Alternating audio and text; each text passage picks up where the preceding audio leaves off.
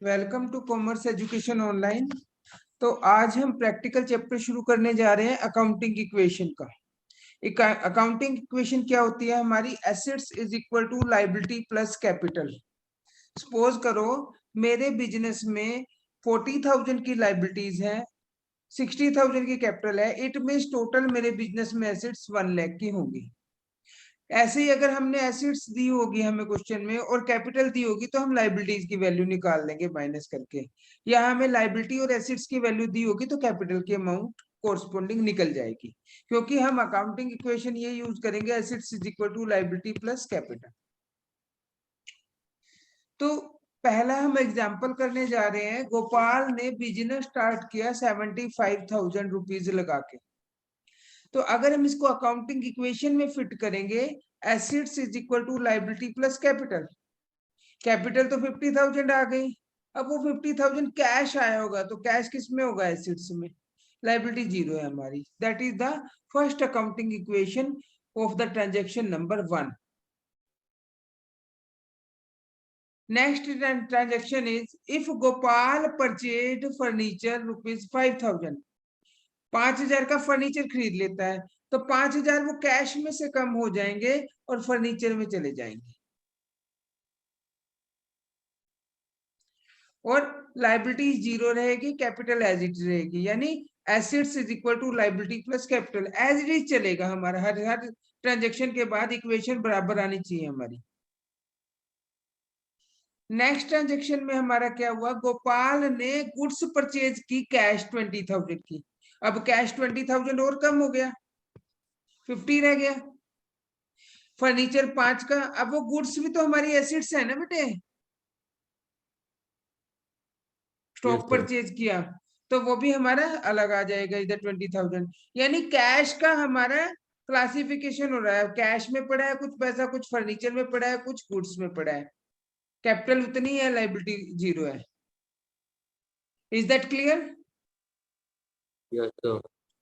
Next है goods purchase on credit. अब उधार माल खरीदा है। उधार माल खरीदने से मैंने क्या बताया था आपको? क्रेडिटर्स बढ़ेंगे, लायबिलिटी बढ़ेगी। अब कैश तो उतना ही रहेगा एज इट इज, 50 का 50। फर्नीचर में कोई चेंज नहीं है। गुड्स 16,000 से बढ़ जाएंगी 36,000। उसके जगह क्रेडिटर्स बढ़ जाएंगे लाइबिलिटी साइड में, उधार देना है जिनका। कैपिटल एज इट इज रहेगी। Is that clear? नेक्स्ट है goods costing 12,000 sold on a credit of 15,000। 12,000 रुपए की गुड्स हमने 15,000 रुपए में बेची। कितना प्रॉफिट हुआ? 3,000।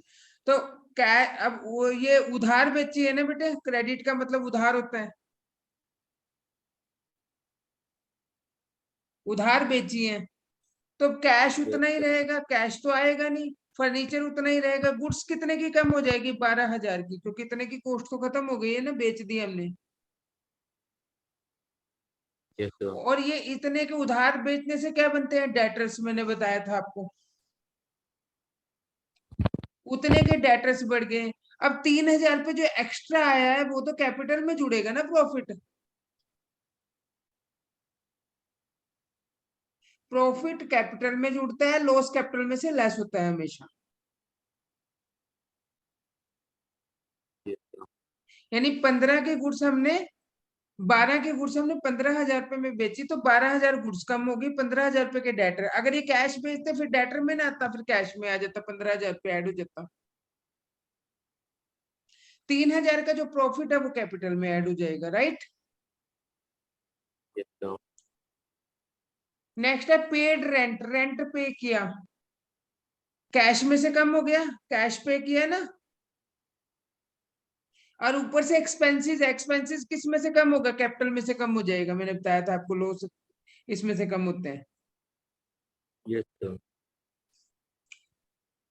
उसके बाद हम बैलेंस शीट बनाएंगे। बैलेंस शीट में ये एसेट्स होती हैं और ये हमारी लायबिलिटी और कैपिटल होती है।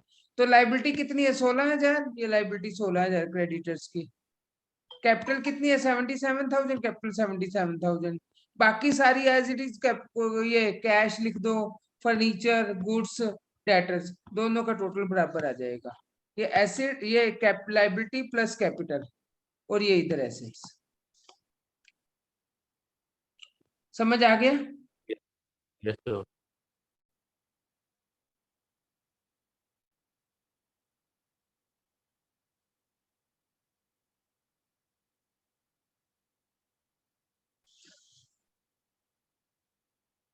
सेम एज ये क्वेश्चन है आपका,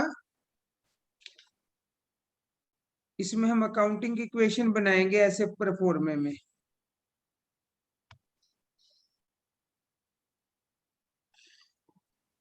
assets is equal to liability plus capital. ठीक है, पहला है Mukesh started business with cash. Cash कितना आ गया? 80,000। और यस सर। कैपिटल कितना हो गया? 80,000। फिर purchase goods for cash, 28,000 cash में से कम हो गए, और यहाँ गुड्स आ जाएंगे अलग से 28,000 की, और यहाँ कितने हो जाएंगे? 52,000 कैश हो जाएगा। ये एज इट इज रहेगा, इसमें तो कोई चेंज नहीं हुआ ना।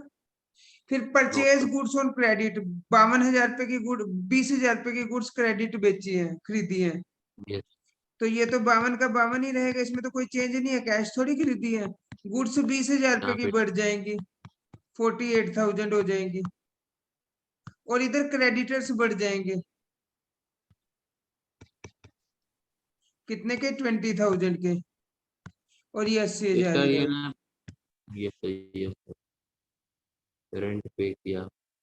रेंट पेड किया 2,000 रुपए, नहीं, फर्नीचर खरीदा है 6,000 का, तो कैश में से कम हो जाएंगे 6,000 रुपए, और अलग से एसिड्स आ जाएगी फर्नीचर 6,000 रुपए की, और यहाँ कितना रह जाएगा? 44,000, 46,000। ये 48 ही रहेगा, ये 6,000 हो गया, ये 20,000 ही रहेगा, ये 80,000 हो गया। फिर रेंट पे किया, कैश में से कम हो जाएगा 1,000, और कैपिटल में से कम हो जाएगा 1,000। फिर कमीशन रिसीव की, कैश में 500 रुपए ऐड हो जाएगा, और कैपिटल में कमीशन इनकम हो गई ना रिसीव करना, यस सर। वो ऐड हो जाएगी। अब प्राइवेट यूज, घर प्राइवेट यूज का मतलब था ड्राइंग्स, घर के यूज के लिए 3,000 निकलवाए, 3,000 कैश में से कम हो जाएगा, और कैपिटल में से कम हो जाएगा, घर के यूज के लिए निकलवाए। फिर 30,000 रुपए की कॉस्ट का माल 40,000 रुपए में सेल किया, तो गुड्स में से कितने कम हो जाएंगे? 30,000। अब उधार बेचा है, कि उधार बेचा है, तो डेटर कितने आ जाएंगे? 40,000 रुपए। और प्रॉफिट किस में आ जाएगा? कैपिटल में ऐड हो जाएगा 10,000 रुपए का। ऐसे पेड टू क्रेडिटर्स, क्रेडिटर्स को पेमेंट की, कैश में से कम हो जाएगा 15,000, और क्रेडिटर्स में से कम हो जाएंगे 15,000, ये 5 रह जाएंगे, बाकी एज इट इज रहेगा, बाद में बैलेंस शीट बन जाएगी इसकी। यस समझ सर। आया? Yes sir.